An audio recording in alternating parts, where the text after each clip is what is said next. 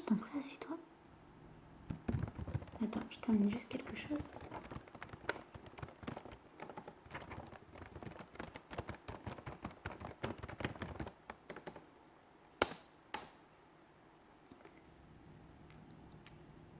Oui, tu viens pour le cours de japonais.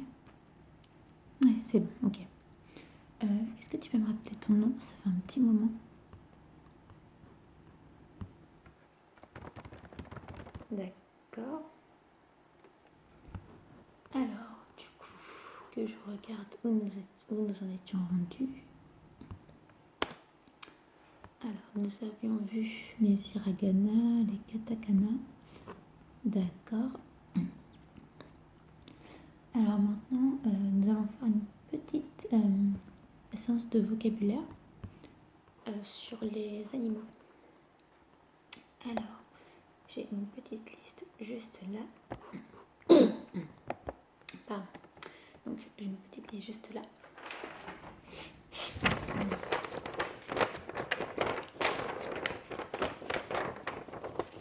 Alors, est-ce que tu connais quelques mots pour désigner les animaux en japonais? Neko pour chat, ouais. Cheval, c'est Uma. Inu pour le chien, d'accord. C'est pas mal. Alors, on va reprendre ça. Je vais écrire, moi je préfère les feuilles volantes, mais je vais t'écrire tout ça pour que tu puisses avoir un support numérique. Alors, une anguille, par exemple. Est-ce que tu sais comment on dit? Alors, une anguille, ça va être unagi. Ouais. Une araignée. Oula, je souhaite pas que t'en croises une au Japon parce qu'elles doivent être énormes. Araignée, c'est... Ah, t'as une idée? C'est kumo. Une baleine. Alors si t'en croises une là-bas, quoique tu risques plus de t'en croiser dans ton assiette là-bas au Japon que dans la vraie vie malheureusement. Alors une baleine, c'est Kuchiro. Alors le bœuf. Alors oui bien sûr, évidemment il y a le bœuf de Kobe, mais là c'est le bœuf, l'animal, de façon générale. On dit que on l'appelle ushi. Le canard,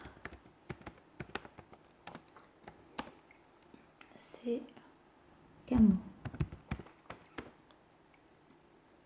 Alors le cerf,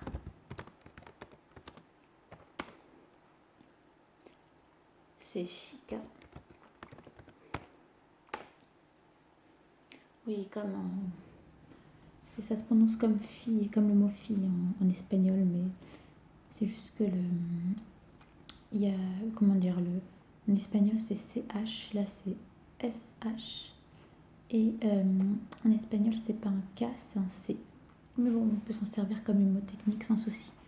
Donc le chat, comme tu le sais déjà, c'est Neko. Le cheval, c'est Uma.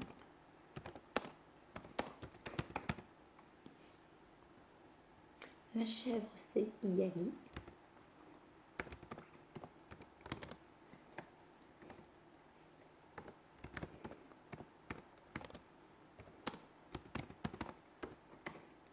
Non pas Yago. Hein.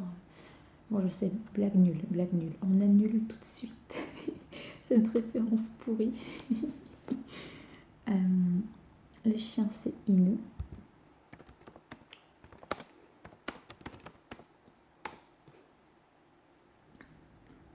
Alors, on passe à quelque chose de plus complexe puisque la chouette, c'est Fukulo.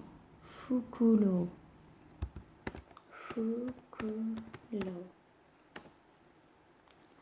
Le cochon.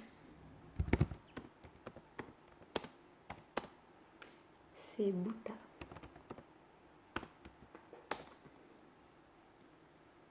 Le coq, c'est Ondori. Ondori.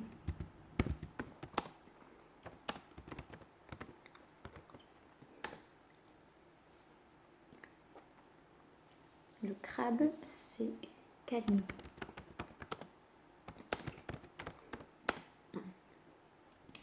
En fait, c'est comme ce mot-là, il me fait penser à Camille. Camille qui veut dire. Il y a juste une lettre qui change en fait, mais bon, ça peut être une sorte de mémotechnique. Enfin voilà, comme Camille c'est avec un M et Cani c'est avec un N. Bon. Camille qui veut dire Dieu, donc rien à voir avec le crabe, mais Camille ça veut dire aussi cheveux aussi, avec un M. Bon, voilà. Après ça dépend du contexte de la phrase, hein. C'est sûr qu'on ne va pas parler de cheveux si on parle de Dieu, de déesse, de mythologie. Ce serait un peu bizarre, mais bref, passons. Donc crabe c'est Cani.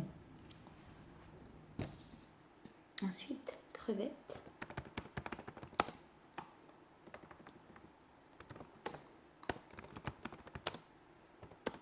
C'est Ebi.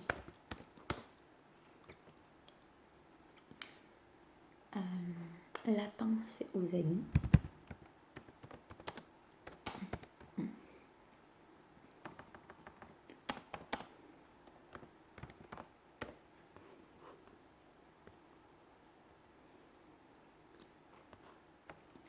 Usagi.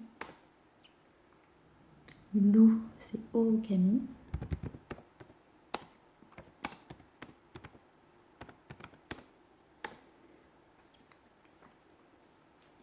Le mouton, c'est Hitsuji.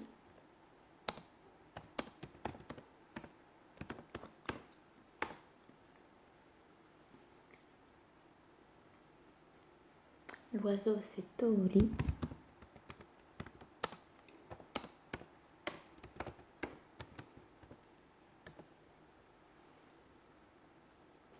Le panda,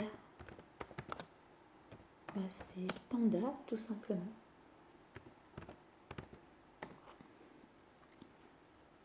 Le poisson, c'est Sakana.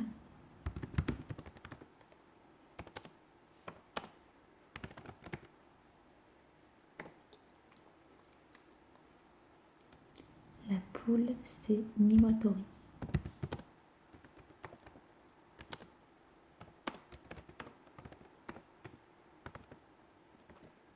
Et ce qui est intéressant, ce qui est très intéressant avec ce mot, c'est que si on le décompose, on a Niwa qui signifie le jardin ou la cour, là où peuvent évoluer les poules en fait, et Tori qui signifie oiseau. Donc en fait, par analogie, ça fait l'oiseau de la cour ou l'oiseau du jardin, tout simplement.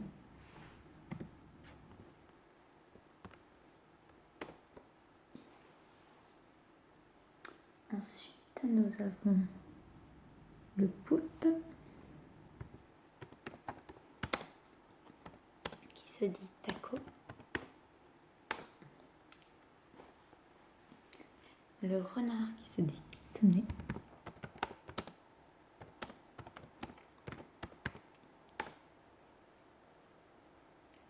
Le requin, alors ça c'est valable seulement si vous mangez enfin, ce mot-là on l'utilise pas beaucoup, hein, sauf si on s'intéresse beaucoup à la mer, enfin la nature, la mer, etc. L'environnement marin. Sinon ce sera plus forcément dans l'assiette, hein, malheureusement. Donc le requin, on le prononce samé.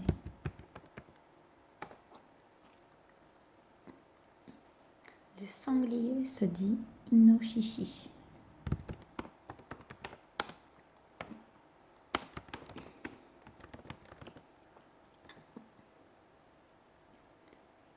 Le saumon se dit saké. Oui, comme le saké, l'alcool de vin. Alors, par contre, je vous déconseille de... Non, c'est... Enfin voilà, c'est dommage de... Enfin, je vous conseille, enfin, voilà, ce que je veux dire, c'est que je vous conseille quand même d'apprendre les différents kanji relatifs à tout ça, parce que si vous vous retrouvez au restaurant et que vous confondez le kanji du saumon avec le kanji du saké, enfin celui de l'alcool, ça risque pas de donner la même chose après. Mais vraiment, bon, ça ce sera pour plus tard bien sûr. Alors, je crois que je te... Oh non, bien sûr, je te tutoie, bien sûr, oui. J'ai utilisé le vouvoiement, je crois. Bon, après, peu importe, c'est pas grave. Alors, donc le saumon, c'est saké.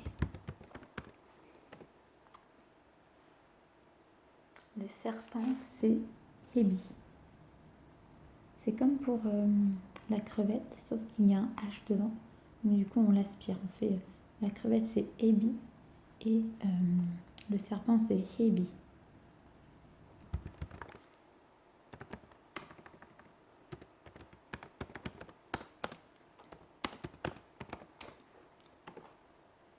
Ok. Le singe, c'est salou, comme salut, mais avec le ou, donc salaud. C'est un concept, moyen mnémotechnique. Singe, salaud.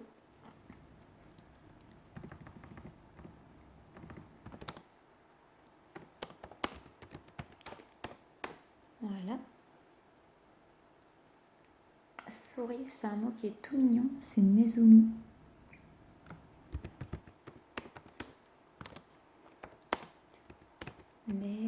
Nezumi. Et pour finir, le tigre.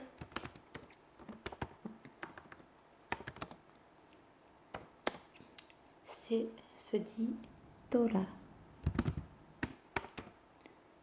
Je ne sais pas si tu connais Toradora, l'anime japonais Toradora, mais en fait c'est le mot Tora. Voilà, typiquement ça veut dire tigre. Voilà, c'est le Torah du titre veut dire ça. Donc c'est bon, tu as réussi à tout suivre. Alors, on peut reprendre. Ok, super. Alors, anguille, unagi